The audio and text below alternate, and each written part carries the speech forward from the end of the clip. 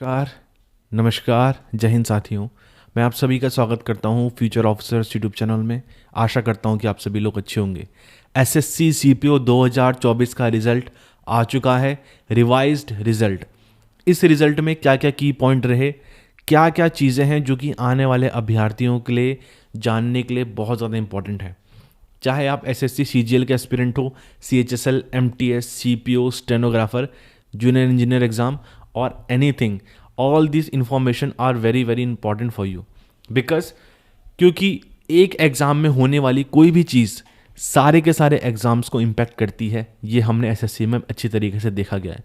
और जब से नया वेंडर आया है तब से क्या क्या चीज़ें, क्या क्या पॉसिबिलिटीज़ हैं कि कुछ इवेंट्स आगे फ्यूचर में भी रिपीट हो सकते हैं।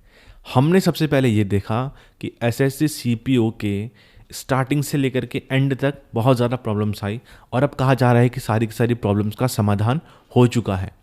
दोस्तों, मैं आपको बता दूं कि एसएससी सीपीओ 2024 के फाइनल रिजल्ट में कुछ ऐसे पॉइंट्स हैं जो कि सिलेक्टेड कैंडिडेट्स को तो पता होंगे ही, बट आने वाले अपकमिंग एस्पिरेंट्स को भी पता होने बहुत ज़्यादा ज़रूरी बनते हैं। सबसे पहला पॉइंट जो हमने प्रिडिक्शन करी थी कि आपकी वैकेंसीज बढ़ सकती है सीपीओ 2024 के फाइनल रिजल्ट में, तो वैसी प्रिडिक्शन हमारी नहीं हो पाई। हमने दो सिनेरियोज लेकर के हम चले थे।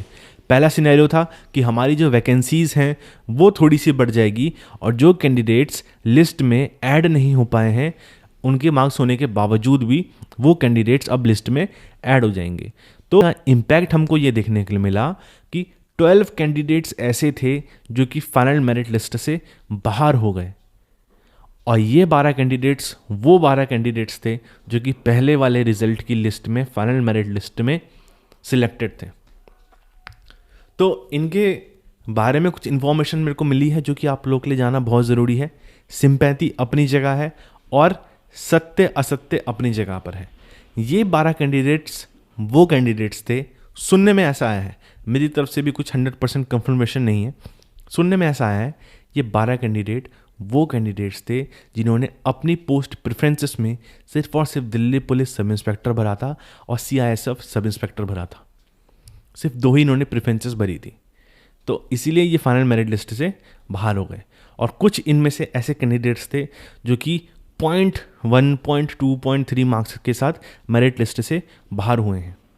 तो इन सभी 12 कैंडिडेट्स को मैं कहूँगा कि हिम्मत हारने की आवश्यकता आपको नहीं है। आप मेहनत कीजिएगा, 2025 का एग्ज़ाम दीजिए और अपनी मोटिवेशन को बिल्कुल स्पाइक अप करके रखिए क्योंकि this years is all yours. Second point ये है दोस्तों, एक सिनेरियो हमने ये लिया था कि जो आने वाला रिज़ल्ट होगा वो जल्द से जल्द आ जाएगा और आपके नवंबर के अंदर ही हमको देखने के लिए मिलेगा।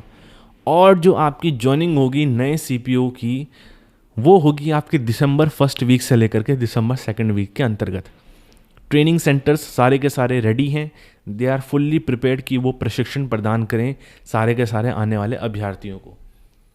But the real matter of fact इस प्रॉब्लम के कारण अब एक अच्छी पॉजिटिविटी देखने के लिए मिली है।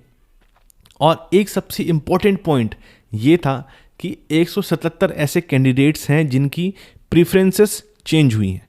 प्रेफरेंसेस चेंज मतलब कि पहले उनकी जो प्रेफरेंस थी उसके अकॉर्डिंगली उनको कोई और सर्विस मिल गई थी, बट अब उनको कोई और सर्विस मिली है। तो ये एक बहुत अच्छी चीज़ हुई है कि ज्वाइनिंग इन लोगों ने रोक दी थी, जिसके कारण अगर ऐसा होता है कि इनमें से 170 कैंडिडेट्स अगर किसी और सर्विसेज सेंटर में जाकर के वहाँ पर अपनी ट्रेनिंग करते तो इनको 1 महीने बाद 2 महीने बाद वहाँ से वापस आकर के दूसरी अपनी ज्वाइन करनी होती थी सर्विस सेंटर। तो एक मेंटल ब्रेकेज, एक मेंटल बैरियर आदमी के दिमाग में बन जाता है जब भी वो किसी ऑर्गेनाइजेशन में जाता है। वो उस ऑर्गेनाइजेशन के लिए ही शुरुआत से लेकर के अंत तक खड़ा रहता है। तो एक ये भी एक काफ़ी पॉजिटिव चीज़ हुई कि रिज़ल्ट रोक दिया गया, ज्वाइनिंग रोक दी गई और नया रिज़ल्ट लाया गया, सो डैट अब वो जिस कैटेगरी ऑफ प्रेफरेंस उन्होंने भरी थी रियल प्रेफरेंस उनको वैसी मिल चुकी है। तीसरा पॉइंट जो कि सबसे इम्पॉर्टेंट पॉइंट है वो ये है कि इस पूरे के पूरे सिनेरियो में हमने ये देखा कि अगर आप किसी भी गवर्नमेंट सर्विसेज में अपनी तरफ से एक्शन नहीं लेते, चाहे वो रिज़ल्ट लेट हो चाहे वो कुछ हो, इसमें आपने देखा है कि भाई हम लोगों ने जल्द से जल्द एक्शन लिया, अपनी तरफ से पुश करा, सो डैट 1 महीने के अंदर ये पूरी की पूरी प्रॉब्लम रिजॉल्व हो गई। 20 अक्टूबर को रिज़ल्ट आया था, शायद से दीपावली के टाइम पे 20-22 अक्टूबर को रिज़ल्ट आया था, और लगभग 1 महीने के बाद, 1 महीना और 2-3 दिन एक्स्ट्रा हुए हैं, आपका सेकंड रिवाइज रिज़ल्ट आ चुका है।